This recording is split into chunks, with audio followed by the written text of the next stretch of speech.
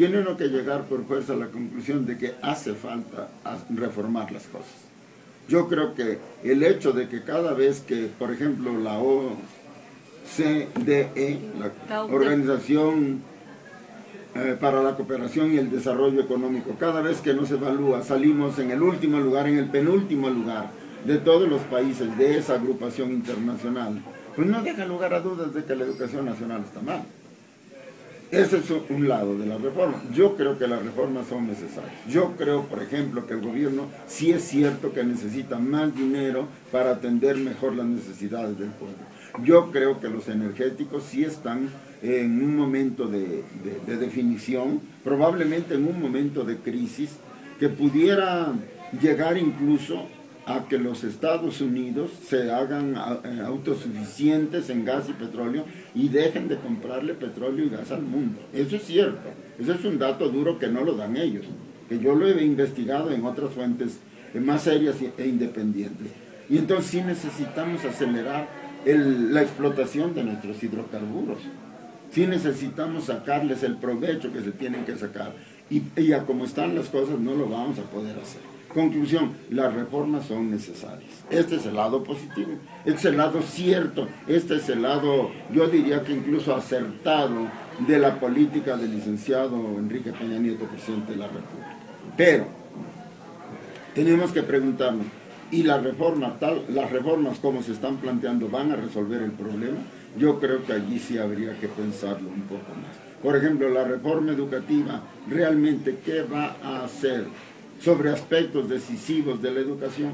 Como el hecho de que el bajo nivel de ingresos, la falta de empleo, o sea, la gran pobreza nacional, es la causa principal de que la gente no se eduque, de que la gente deserte, por ejemplo, de la secundaria, de la preparatoria, porque no tiene para seguir estudiando y tiene que ayudar al ingreso familiar, y de eso la reforma no dice nada prácticamente, ¿no?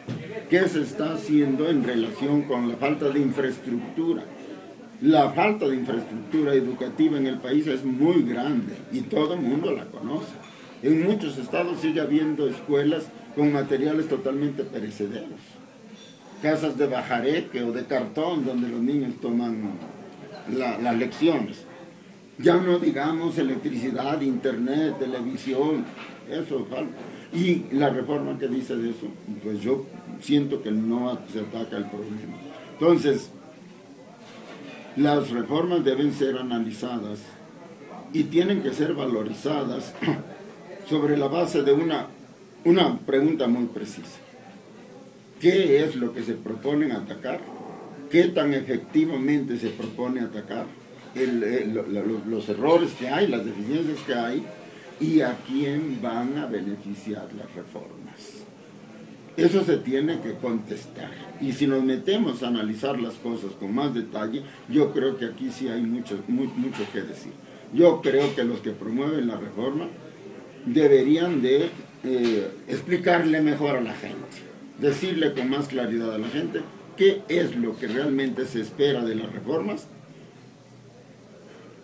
hacia quién van enfocadas principalmente esas reformas, y luego comprometerse en serio a cumplir todo esto. Yo he captado que cuando los defensores de la reforma energética salen a decir que vamos a tener petróleo más barato, gas más barato, energía eléctrica más barata, que se van a crear muchísimos empleos, que la economía mexicana va a crecer más, la gente dice, no, eso de cuento ya no lo conocemos. Eso es lo que se ha dicho siempre que se ha iniciado una reforma, de lo que sea, siempre se nos promete eso, pero el resultado siempre es el opuesto.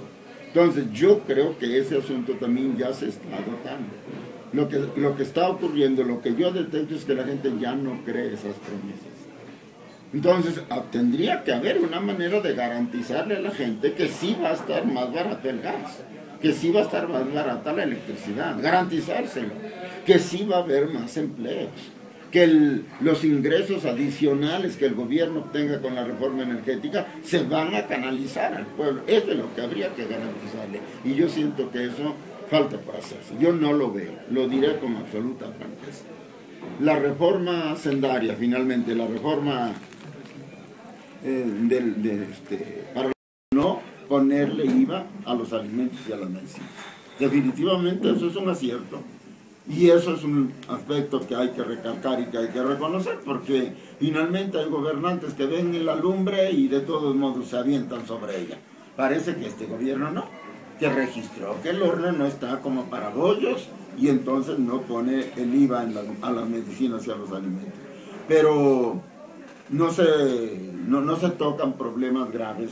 Yo nomás le voy a decir dos. Primero, la evasión fiscal. Se sabe que la evasión fiscal anda por los 400.000 millones de pesos. ¿Y quién evade tanto dinero? Los grandes empresarios, los señores dueños del capital. También se sabe que las exenciones, es decir, el perdón de impuestos a las grandes empresas, dice que para incentivar la inversión, ni han incentivado nada, y en cambio empobrecen muchísimo al erario nacional. Y en cambio se piensa, o hay quienes piensan, que para que el gobierno tenga más dinero hay que cobrarle más impuestos a la gente, y esto definitivamente sería un suicidio. Necesitan reconocer, necesitan precisar dónde está la verdadera mina que hay que explotar, evitar la evasión y hacer que paguen impuestos de verdad los que ganan sumas verdaderamente increíbles de dinero con el trabajo del pueblo mexicano. Eso es lo que debe hacer la reforma hacendaria. No basta que no se le cobre impuesto al pueblo. Quiero reiterarlo, quiero repetirlo, eso es muy bueno, es correcto. Se leyó correctamente la coyuntura del país. Otra cosa hubiera sido un perfecto disparate político. Pero el gobierno necesita dinero de todas maneras. Y ahí está la evasión de impuestos que está dimensionada, 400.000 millones de pesos en números redondos. Más las exenciones fiscales, más la doble contabilidad que llevan muchas empresas. Todo eso le daría al gobierno mucho más recursos que si le ponen IVA a la medicina y a los alimentos. Y sin embargo parece que no les quieren entrar a estos señores, pero en otros países se les hace. Yo no estoy hablando de ninguna reforma que nos meta en una bronca nacional o que divida al país, no estoy pensando en eso.